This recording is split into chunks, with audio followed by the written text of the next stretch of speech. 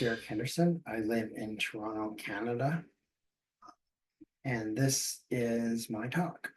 The title of my talk is "What I Tell My Newly Diagnosed CTEPH Self," and this is a letter I wish I could have sent myself back through time about 15 odd years ago when I was diagnosed with CTEPH. So I'm just going to talk a little bit about me. This is a picture of myself and my wife Haley. I'm a programmer. I am fairly active. I try to do about 45 minutes to 1 hour of cardio a day. I have no medical background. Like I said, I'm a web developer. And so my experiences are about my CTEPH journey or my PH journey in Canada. And one thing to keep in mind for people that some don't have, Canada has socialized medicine. So there's not a cost to it directly. We pay it through our taxes, and we can pretty well go anywhere we want. The only thing is there's sometimes a bit of a wait for stuff. So my story started with me not being able to bike. I normally bike about 100 kilometers or 60 miles a week during the warmer weather. And so what ended up happening to me is that over time, and this is over a couple of years, my speed went down, and I started noticing that my route would take longer and longer and longer.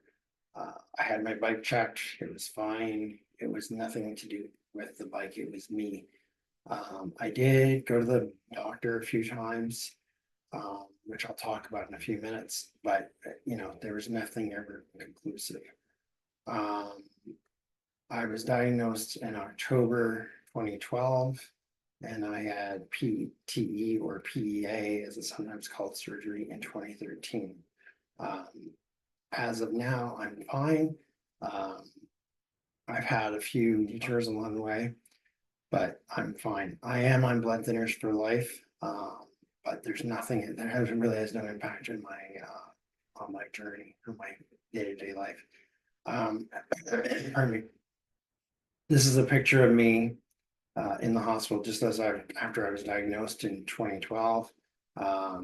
It may not look it, but I can't really walk too well at this point, and my right heart is quite enlarged at this point. So it just shows that you can't really tell how anybody looks when you get sick with PH. So when you get diagnosed with PH, I think the one thing you have to think about is that you should be happy about it. It sounds strange to be happy to be diagnosed with a critical illness or long-term illness. But the thing is about PH or any form of PH is that it's hard to get it diagnosed right the first time. A lot of times it's misdiagnosed. I was misdiagnosed with pneumonia a couple of times and also given a puffer. And a few times they said, oh, must be allergies or something else. Once you're diagnosed with it, you know what it is. You can focus your energy on it. You can tell people what it is. And you know what the enemy is. And you have a definitive diagnosis so you can tell your circle of trust about it. So it makes it a lot easier once you know about it. So much as it sounds stupid and it sounds hard to believe, you should be happy that you actually have a diagnosis of something. But the downside is that when you have a diagnosis, you start looking things up on the internet. And when I was diagnosed in 2012, the internet wasn't anywhere near as big as it is now. But now you can look things up, and you just you can go down all these bad roads. And the one thing I'll say is that you can sort of see this slide here, things you worry about happening, things that can happen, and things that actually do happen. So what I would tell myself is just to focus on your current step, and your next step. Don't go down too many roads. The internet is full of horror stories. It's full of a lot of good stories too, but you just have to be patient and just look at where you are in your diagnosis and in your journey. The first thing you find out is that when you get diagnosis with something like this, is that you have all kinds of terms that you have to learn. INR, right heart pressures, blood work. Um, it becomes overwhelming. So it's almost like starting a master's degree. So and I have this term, if you're going to be a doc, you have to learn quack. Almost have to learn a new language, and you have to learn what all those terms are. You have to learn when to be concerned, when not to be, and it's going to take some time to do that. One thing that I had that was great was to have a book and write down what was said in doctor's appointments and technicians' appointments and what was said, and then any questions I had afterwards so that I could, write down any questions my family had afterwards and find out the answers. Because there were times for me when I was going through this, things were just a bit of a blur. So I wasn't able to relate to things as well as I could. You will need an advocate for you. Someone to take care of you. In Canada, the medical system does a great job of taking care of you, but it doesn't help with some of the psychological or some of the non immediate tasks. So in my case, I had my wife, and that's a picture of my wife, Haley, that she was able to advocate as an advocate for me. She went with me most medical appointments. She could listen to things and write down things that I might have missed. She was able to ask doctors questions from her side of things. And again, just someone that's not dealing with the, how to take care of you and stuff.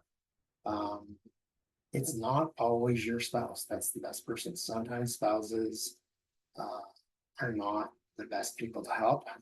And PH does put a burden on spousal relationships and friendships.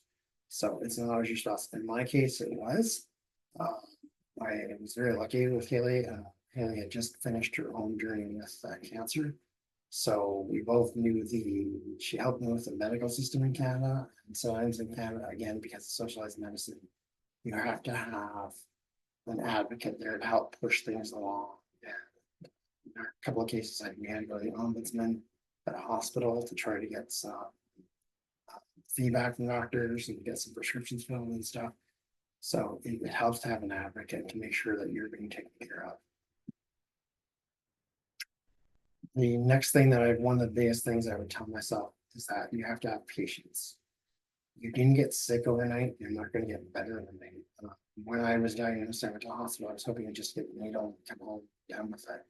Nope. Took a year, if not longer, to get completely better.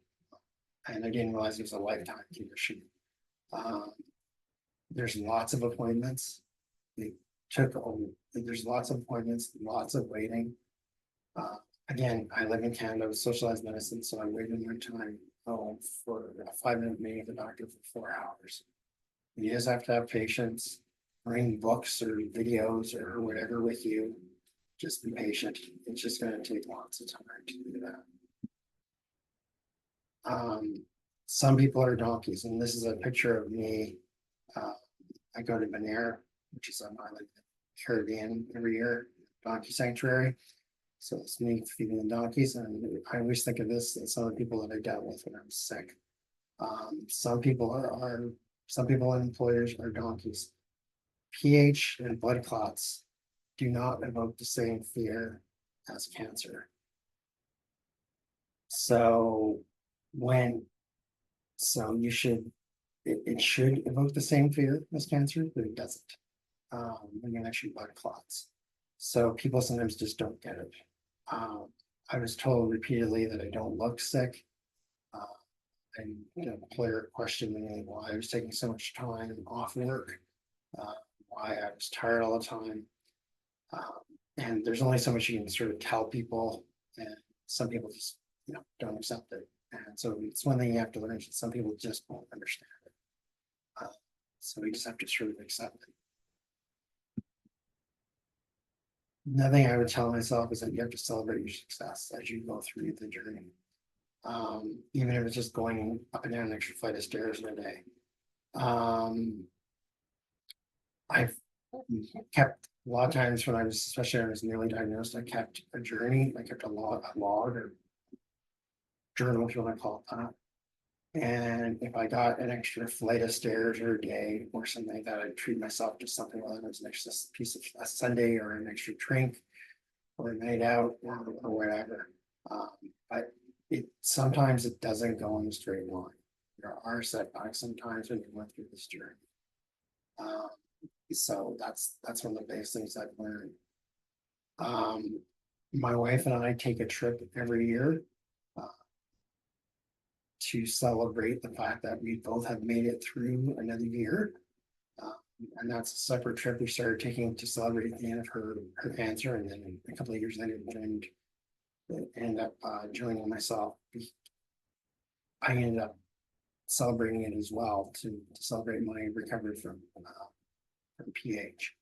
So I think it's important to celebrate your successes. Enjoy the gift of perspective. PH teaches you what is important. You certainly have to learn to not worry about some things as much as you may have before. Getting these reports done for work isn't always important. You have to just try to have some fun and enjoy yourself and enjoy life. And it is, to say it's life-changing is maybe a stretch, but it certainly will impact your life and impact your view of life. And to try to keep having fun. That's one of the biggest things that I do now is I try to make sure I have some fun as much as possible. This is a picture of a sunset off, again, I say open air every year. And this is one of the things I look forward to every year. So I try to make sure I have some fun every year and try to enjoy the sunsets. So that concludes what my talk. And I hope that this helps people when they get diagnosed with any form of PH. It's just hopefully a bit of a guide and helpful tips to get through and just realize that you're not alone. We've gone through there's a lot of good people in this group that will help. But just take your time, be patient, enjoy yourself. If you have any questions, feel free to contact me through the website. And that's it.